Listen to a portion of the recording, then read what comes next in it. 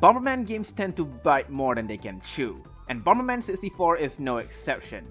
Had the game's hidden bits be designed with actual gameplay cohesion in mind, I probably could have recommended the game better. It's such a shame because I do love Bomberman, and I wanted more people to enjoy the series like I do. So if the first game doesn't quite do that justice, how about the second game? It's much less known for sure, but is it good enough to pick up where the first game fell? Let's find out. Not many people knew that a sequel to Bomberman 64 even existed, and it's honestly kind of a shame. The second attack isn't just an expansion of the first game. If anything, it's almost a straight up rejuvenation. It maintains the 3D action-adventure style gameplay, and adds a few new rules of its own, making it a special kind of successor.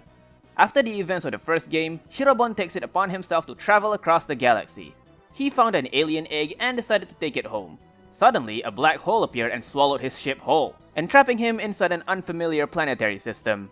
Despite being captured and left unarmed, he finds aid in the form of Pommy, a magical creature who spawned from the egg Shirobon took. Together, they venture through the various planets and find out more and more about the mysteries surrounding the system, as well as perhaps the hand who waved his tail. So before we go further with the story, let's address some improvements and regressions from the previous game. First off, there's a godforsaken health bar this time! You can actually take a couple of hits from the enemies and hazards now, which is always a good thing. But don't let your guard down.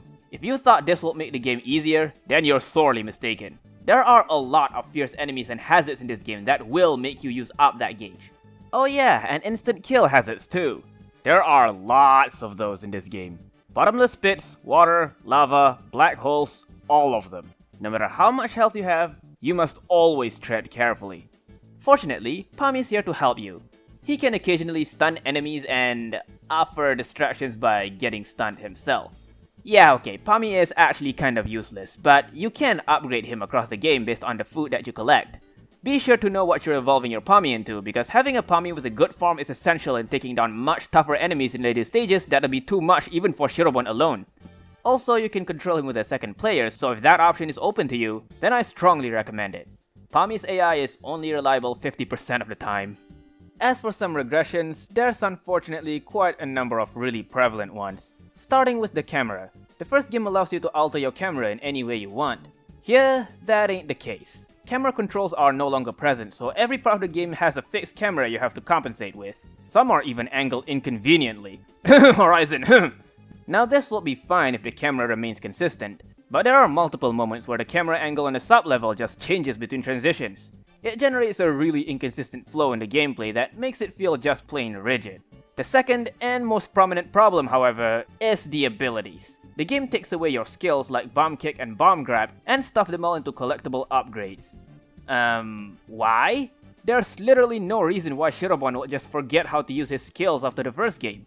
I guess this was supposed to balance the fact that you have a health bar now, but regressing a mechanic from the first game is still a fundamental flaw that I seriously don't think shall ever be a thing. This pretty much means if you die in a stage one too many times, you're susceptible to losing these skills again, and have to recollect them all over. This won't be too big of a deal if not for how easy it is to die instantly in this game. I'm surprised this never bothered me so much when I was a kid, because now it gets on my nerves way more than I thought it ever should. So with that said, do these factors make the game an improvement over the first one, or is it a tragically inferior sequel? Well, even with all that said, it's too soon to judge. How about we keep going and see what else the game has to offer? You progress through the game by traveling on different planets to destroy the black hole generator located on each of them. Each planet has their own design gimmicks centered around the respective elements assigned to them. For example, Ocean Planet Aquanet focuses on solving aquatic hazards through draining and freezing the water. Gaming Planet Starlight is a clubhouse-themed world with machine-powered puzzles and enemies. And Prison Planet Thantos has an alleyway aesthetic, heavily guarded by shadow-type enemies. I do like that not all of them are completely linear, and some planets like Epicure goes a little further with its light theme and center it around the bright environment of a theme park. Neverland also has a diverse coverage between magma hazards and mechanical follies covering this supposed nature planet. One of the aspects I forgot to mention in the first part is the soundtrack. Both the Bomberman 64 games have a really pleasant set of underrated OSTs incorporated thematically to every stage of the game. There's a surprising amount of instruments utilized in these tracks, including tambourines, synthesizers, horns, and accordions. It may not be the most phenomenal, but any game that managed to use sitars as part of the instruments more than once is worthy of my respect. As you continue your adventure, you come across a girl named Lilith, more red-headed space pirate and less fish dragon. She tells you that in order to escape the black hole, you gotta collect the elemental stones and stop a villain named Rookiefelth, Lilith's partner possessed by an evil demon. To get the stones, you have to fight Rookiefelth's generals, the Astral Knights, magical bombers assigned to guard the elemental stones pertaining the power of a sealed angel. They function as the bosses of these levels, and their battles range from bait abuse to flurries of long-range attacks. The duels with Belfiel, Ashtarth, and Zael can be a bit challenging due to how unequipped you are, but the Moloch, Zoniha, and Balzap fights can be easily subjugated given the upgrades you attain by then. And then there's Behemoth, who is just pitiful. But hey, at least his weapon is pretty helpful. Speaking of weapons, it's time we talk about the most interesting part of this game, the elemental bombs. These compensate for your lack of permanent upgrades in this game, and I say they're almost worth it. It still sucks that they strip you off so much, but having these as substitutes to your regular firebomb are always welcome. The elemental bombs open a lot of areas for combat and puzzle-solving horizons. Most of them are so fun to use that the game is pretty much worth playing just to toy around with these alone. In fact, just because I feel like it, let's do a mini ranking here and now. Elemental bombs in second attack, from best to worst. Number 1. Ice Bomb. By far the best and most versatile bomb in the game. Very convenient for taking down enemies in a radius, especially since not many of them resist the ice element. It's also great for puzzle solving around both water and lava hazards. Very convenient to use against bosses. Number 2. Earth Bomb. Covers a massive range and practically deals enough damage to kill any enemy with a single blast. Very helpful for tearing down metallic mooks and obstacles. You can only deploy one at a time, but the firepower is absolutely worth it. Number 3. Black Hole Bomb. If you're not having a good day, just toss one of these near a horde of enemies and watch it tear them all apart. Works best with less firepower for more frequent deployment. It does suck out all the power-ups as well though, and it's useless against most bosses, so try to be wise. Number 4. Lightning Bomb. It's a good bomb to use against mechanical enemies and helps with solving a fair amount of puzzles. The strict 4 direction range does make it a little unpractical, but it's almost a complete upgrade overall compared to... Number 5. Fire Bomb. The standard bomb of the game. Doesn't have any special use other than as your standard attack. Any other combat bomb does a better job than it anyway. Number 6. Wind Bomb. The bomb is used strictly for puzzle solving maneuvers. Relying on it for combat is just gonna make you look dumb. It can be useful for speedrunning, but I can't think of too many areas where you use it often. Number 7. Light Bomb. For a late game weapon, it's kind of pathetic. Sure, it can kill shadow and undead enemies instantly, but those enemies are very uncommon anyway and it hardly has any puzzle utility, nor is it convenient for combat in general. Just don't use the light bomb. Ice and earth bombs are better in every way. Well, that was fun. Back to the game itself. Another feature introduced in this game is money. You can spend your moolah on the random redneck to get some items ranging from costume parts to health upgrades. You can also view boss attacks, but those just burn your money. Just pour all you got on the health upgrades, they're all that matter. As for the temporary all power-ups upgrade, you're gonna want to save that to tackle one of the tougher levels you're not fully equipped to deal with, such as Starlight or Neverland.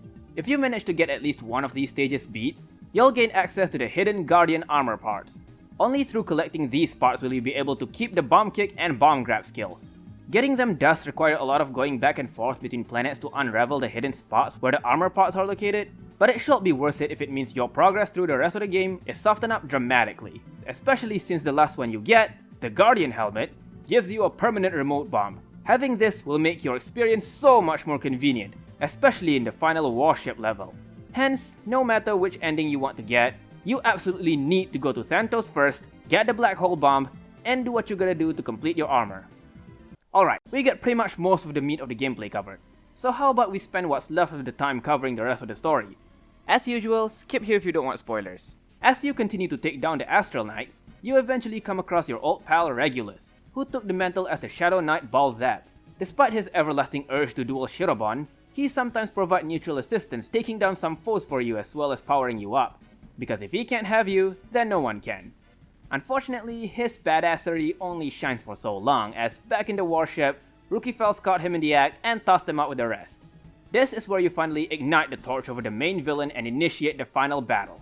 Just like the other battles, Rookiefelth can be beaten with the same baiting strategies, preferably with the ice or earth bomb.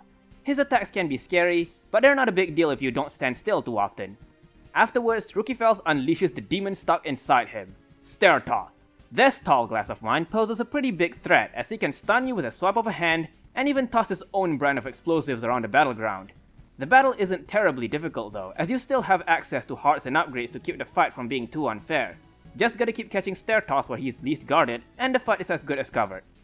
However, make absolutely sure you finish this battle with a lot of health still intact, because whatever comes afterwards is anything but a pushover. Depending on whether or not you liberate all the planets and obtain all the elemental stones, you get one of two final bosses. If you didn't collect all the stones, you face the God of Chaos. In this form, Stertoth gains the power of the first 5 stones and uses it to unleash hell upon you. The only way to damage him is to hit him with an earth bomb or a charged fire bomb to his gem. Stertoth's own attacks aren't that hard to dodge, except for one, the Panic Ice Beam attack. This attack is so ridiculous that dodging it is almost luck-based. Your best chance is to stay far away from Stertoth and move a single horizontal direction, but even that has a chance of failure. It's one of the key reasons you gotta have a lot of health here, because there's no telling how long you can survive the onslaught until you can score this bastard. After he's defeated, it's revealed that you didn't really accomplish much at all. Without the power of all the stones, Stertoth can't be sealed, and Lilith had no choice but to stand by Rukifel's side until the end. Shirobon and Pami escape, and the rest of the warship is left to rot, alongside the soon-to-be-conquered universe. It's a pretty grim ending, and certainly a good way to tell the players to grow their balls and get the incentive to save the world instead of taking the shortcut to save themselves. As long as I don't have to collect gold cards by booping abominations in the nose again, it should be worth the trouble. So once you obtain all the elemental stones, events within the warship start to change a bit. You get a battle against Lilith while she's being possessed by another angel called Mihail. It's revealed that Mihail wanted to fuse with Stertoth in order to recreate her form as the angel who created the universe. With all that power, she intends to erase all chaos from the universe by resetting it all together. I hope you're all following this, because this story is way complicated for a Bomberman game. It's like Square Enix took over the writing staff or something. Obviously, Shirobon and Pami won't consent to this, so they agree to settle this in a fair fight. After you defeat regular Stertoth, Mihail retakes her form, and you begin the true final battle against the Angel of Light and Shadow.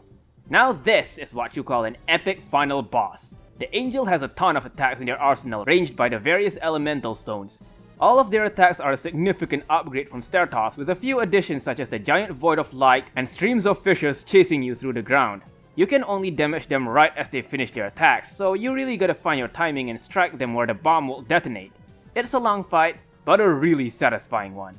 Once you defeated the Angel, you're granted a new chance to prosper alongside the universe. The Angel then leaves, releasing both Lilith and Rukifelth from their grip. Adding to the fortunate turn of events, the Astral Knights return from their demise, and have reformed over their villainous tendencies. Even Regulus got decently friendly after all the crap that happened. Pami may not get the girl, but we do get fun blooper scenes to watch as the credits roll, so that's a close enough reward, I guess. Much like the first game's second attack is still pretty rough on the edges, and I'd be damned if I say I don't see why this game isn't very accessible.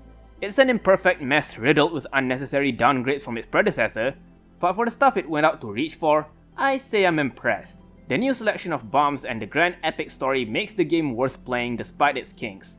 I will say though that this is not an easy game to recommend. I can see a die-hard fan of Bomberman really enjoying this game, but for anyone else, you really gotta have a high tolerance for bullshit if you want to give this game a go. If the game does interest you somehow, I say it's worth giving a shot and see if it's up your alley. As for me, I'll continue to mount this game as one of the many flawed but fun gems of its kind. And that concludes the Bomberman 64 series. Whoa man, what a bumpy ride that was.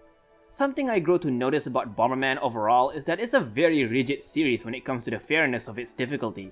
It consistently has really high penalties for failure and requires you to be good at perceiving your strategies to not get incinerated. These games are no exception. Barring the standard multiplayer formula, Bomberman is not a game series for everyone.